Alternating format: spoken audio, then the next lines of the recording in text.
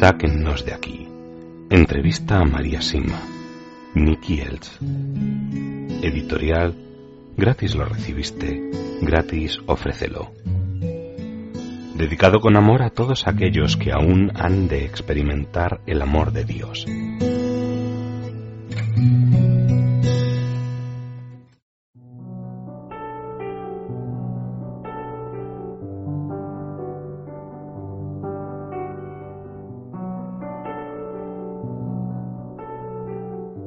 La enfermedad.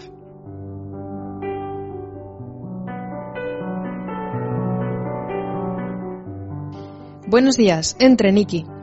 ¿Qué tal la habitación en la casa de la señora Schwarzman? Somos amigas de prácticamente toda la vida y con frecuencia me ayuda a escribir las direcciones en los sobres. ¿Dijo qué tal se encontraba? La habitación es estupenda, María. Mucho más cómoda que la de un hotel. Gracias. Ha sido una buena idea alojarme allí. Dijo que se encontraba bien, pero que tenía que tener cuidado, pues su corazón no es tan fuerte como antes. Me pareció que estaba feliz. Continuemos. Hablando de debilidades físicas o de discapacidades, ¿le ha visitado alguna alma de las que sabía, y ellas también, que hubieran tenido alguna discapacidad durante su vida? Sí, muchas. Cuando se me aparecieron estaban totalmente curadas. Desaparecen las sillas de ruedas, desaparecen las deformaciones y las cicatrices. Una vez, sin embargo, un alma se me apareció con un gran bocio. Pero esto solo ocurrió para que su familia me creyera cuando les contara que su pariente se me había aparecido con determinadas instrucciones para ellos. Me preguntaron qué aspecto tenía y cuando les mencioné lo del bocio, me creyeron y me escucharon. Ahora recuerdo un alma que había sido muda durante su vida y que, por supuesto, habló perfectamente cuando se me apareció. Mostró mucha alegría de poder hablar, pero no pudo averiguar por qué no podía hacerlo cuando vivía. Si durante su vida terrenal usaban sillas de ruedas, ahora ya no, y caminan perfectamente. Toda imperfección, ya sea pequeña o importante, desaparece. Pero recuerde que yo solo veo a aquellas almas que se encuentran en el nivel más alto del purgatorio. Lo digo porque otros han visto sufrimientos y heridas en las almas, aunque no eran las mismas que padecían en vida. Son sufrimientos del alma y no del cuerpo, debido a que ya no poseen un cuerpo físico.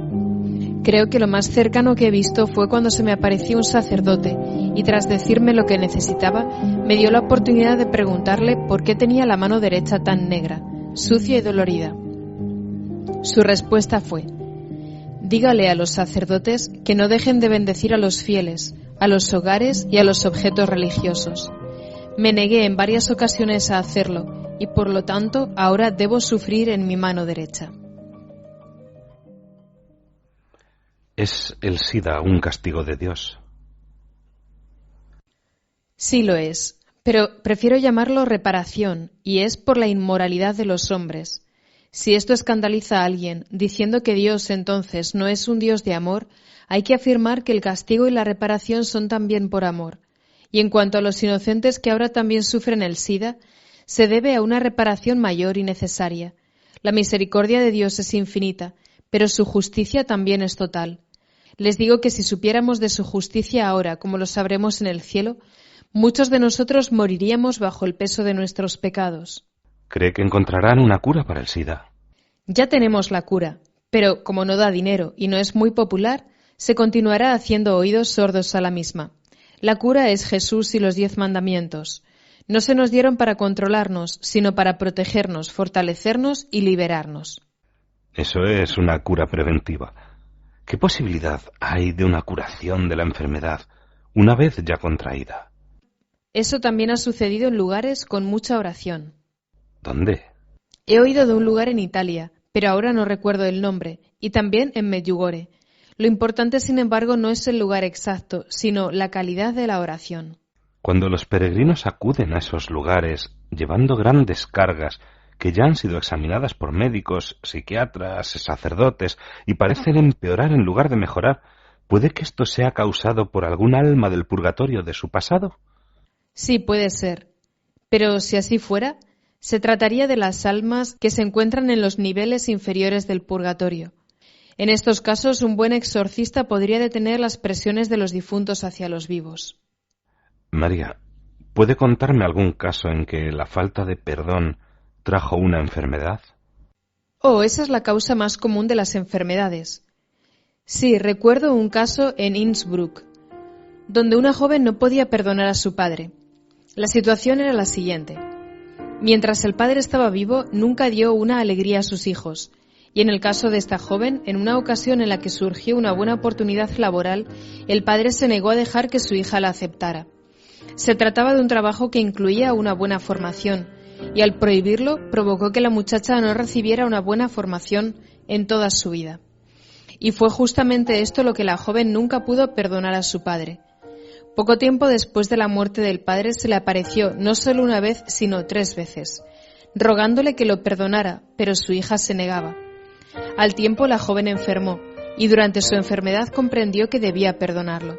Lo hizo, y lo hizo muy profundamente, con todo su corazón. La enfermedad desapareció rápidamente. Ahora no puedo recordar exactamente de qué enfermedad se trataba, pero se dio cuenta claramente de que se debía a su prolongada negativa a perdonar. No siempre podemos olvidar las cosas, pero debemos perdonar. La falta de perdón es la causa de las mayores cargas y limitaciones que nos provocamos a nosotros. Si nos acercamos a Dios, seremos mucho más libres y felices. Y con el perdón llegaremos a comprender mejor lo que realmente ocurre. Eso también es una gracia enorme y muy importante. Recuerdo otro caso. Se trataba de una mujer que sufría de una picazón desagradable en la piel desde hacía 20 años o más. Todo lo que la medicina moderna había podido hacer fue darle una crema muy costosa para reducir el malestar. Más tarde, durante una peregrinación, conoció a un hombre muy piadoso y muy experimentado que durante la cena se dirigió a ella y a su marido y simplemente les dijo: «Pidámosle a Jesús que nos cuente cuál es la causa de lo que tienes en las manos y en tu pierna derecha desde la rodilla hacia abajo». En ese mismo momento, ese hombre tuvo una imagen interna de una mujer agachándose con la rodilla derecha en tierra y con sus manos abiertas hacia una niña. Esa niña era esa misma mujer en la infancia, y la mujer adulta de la visión era su madre. La madre había dejado de abrazar a sus hijos, y especialmente a su hija, ahora adulta, y ella nunca la había perdonado por esto. Cuando lo explicó, el marido le dijo a su mujer: «Es verdad, nunca has perdonado a tu madre por eso». La mujer, con lágrimas en los ojos, admitió que efectivamente nunca había perdonado, y durante 2 o 3 días puso esta intención en su oración y en la misa. La enfermedad se redujo a una fracción pequeñísima de lo que había sido. Poco después, la pareja regresó a su hogar. El hombre que había tenido la visión nunca supo realmente si aquella enfermedad llegó a desaparecer completamente o no, pero la picazón y el aspecto desagradable sí lo hicieron casi de forma inmediata.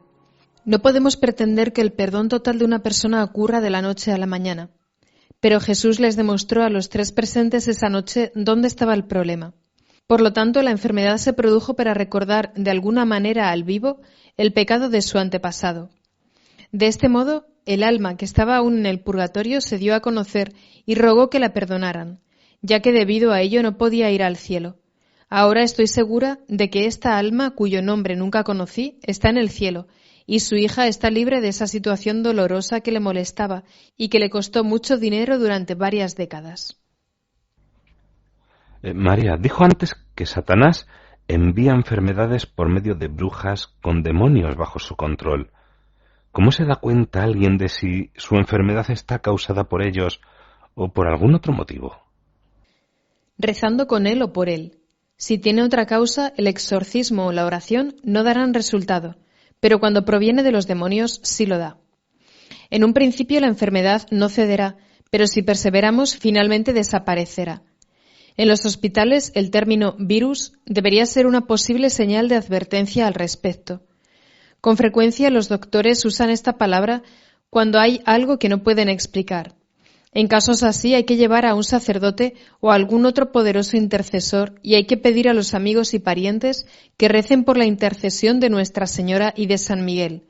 El sacerdote también deberá llevar agua bendita para exorcismos o, mejor aún, aceite. ¿Podría darme un ejemplo o 2 de enfermedades enviadas de forma demoníaca? En este momento recuerdo 3 casos.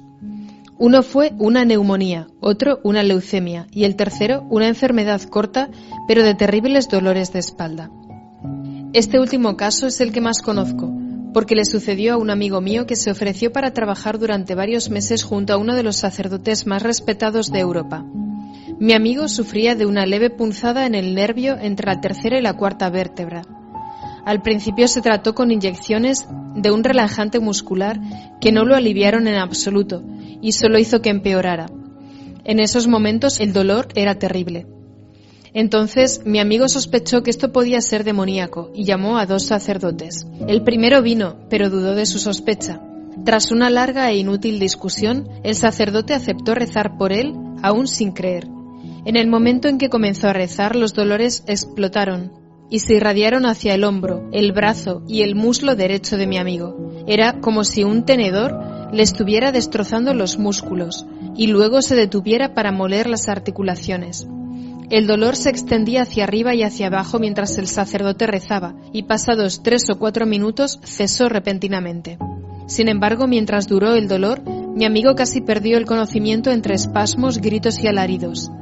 Cuando todo acabó, el sacerdote, con lágrimas en los ojos, reconoció que la sospecha había sido correcta. 6 horas más tarde, después de que mi amigo durmiera un poco, el segundo sacerdote, aquel para el que estaba trabajando, fue a verlo y también comenzó a rezar. Esta vez la intensidad del dolor era solo 1/3 de lo que había sido antes, y luego cesó por completo. Después de permanecer 5 días en cama, mi amigo pudo levantarse y volver a su trabajo como antes. 2 semanas más tarde vino aquí y contó su caso a un amigo mío exorcista, que rezó para que desapareciera la pequeña parte que seguía allí presente y descubrió que alguien de su ciudad le había mandado el dolor. Mi amigo no conocía a quién lo había hecho, pero como era un asistente legal y perseverante, había sido suficiente para enfurecer a alguien. ¿Necesitaba esa persona desconocida saber que existía un pequeño problema en su espalda? Ciertamente los demonios que se apoderaron de esa pobre persona sabían de ese problema, pero también teniendo en cuenta lo conocido que era el sacerdote para el que trabajaba, mi amigo estuvo expuesto a una guerra espiritual muy grande. ¿Las oraciones pueden ayudar desde lejos a alguien si no está abierto a que recen con él? Sí, por supuesto, y son demasiadas las personas, sacerdotes inclusive, que no tienen una fe tan fuerte como para creer que sea así, y por tanto no lo ponen en práctica. En la Biblia, Jesús curó al sirviente del centurión a distancia. Jesús le dijo al centurión: «Puedes irte, como has creído se cumplirá lo que pides». Jesús sanó al sirviente gracias a la fe de su amo en él, pero no fue la fe del amo la que realizó la curación. Es algo que suele preocupar a quienes piensan que su fe es demasiado débil para ayudar a alguien. Jesús nunca es débil para ayudar, pero frecuentemente debemos esperar porque su plan es distinto al nuestro. Pero en los casos en que el afligido se encuentra a distancia es muy útil tener la mayor información posible al rezar. Con frecuencia hay que identificar y nombrar específicamente las influencias demoníacas sobre esa persona antes de que disminuyan y desaparezcan, y para ello debemos rezar mucho y hacer nuestra tarea con perseverancia, confiando en que Dios proveerá lo necesario. Cuando se acercan a usted personas alteradas o intranquilas y toma nota de los nombres de sus parientes difuntos, ¿es testigo luego de la paz que reina en esas personas, en la familia o en su hogar después de las misas y las demás oraciones? Sí, casi siempre, pero depende por supuesto de si mantenemos o no el contacto. Muchas personas lo hacen durante mucho tiempo, y a pesar de que no soy psiquiatra ni médico, con todos esos nombres en mi mente, puedo saber cuándo un niño alterado y preocupado se transforma rápidamente en un niño feliz, y esto sucede sin ningún tipo de terapia o fármaco. Me da mucha alegría ser testigo de estos cambios con tanta frecuencia. Jesús y María no excluyen a nadie de su paz y su felicidad. En la actualidad, en muchos campos de la medicina se utiliza la hipnosis como parte de la terapia o para saber qué ha ocurrido en el pasado que pueda tener algo que ver con la enfermedad en cuestión. ¿Le han dicho algo las almas acerca de la hipnosis? Las almas me han dicho que la hipnosis es peligrosa y es un pecado. Nadie debe manipular nuestro subconsciente, y en caso de que se practique, los testimonios que se obtienen no son dignos de confianza. Algunas personas que creen en la farsa de la reencarnación basan sus creencias en los resultados de la hipnosis.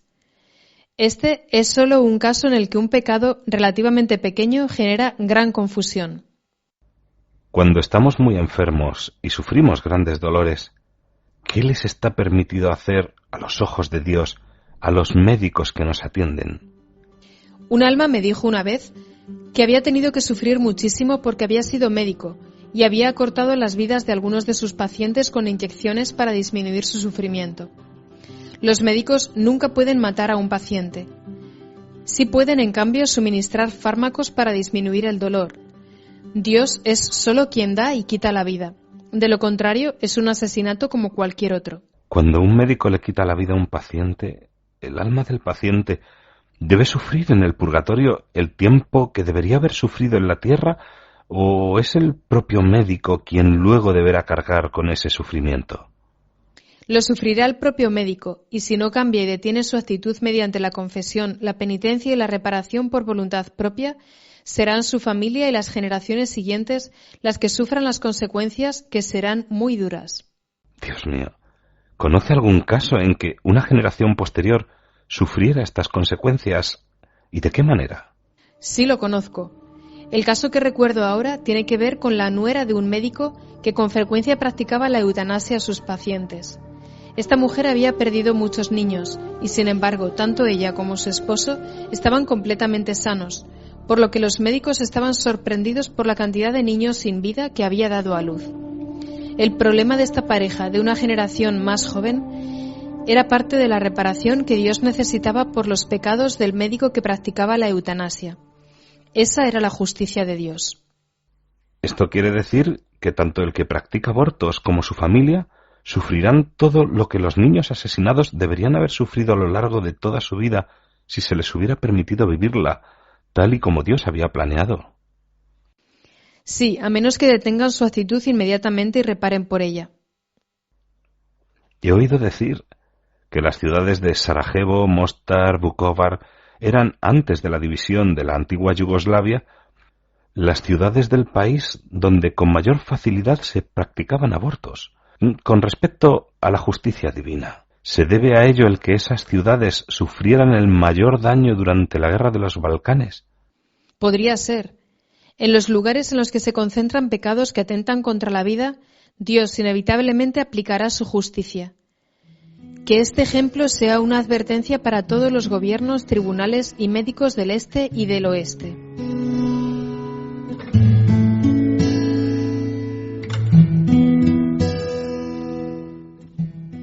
Sáquennos de aquí. Entrevista a María Sima. Nicky Elch. Editorial. Gratis lo recibiste, gratis ofrécelo. Dedicado con amor a todos aquellos que aún han de experimentar el amor de Dios.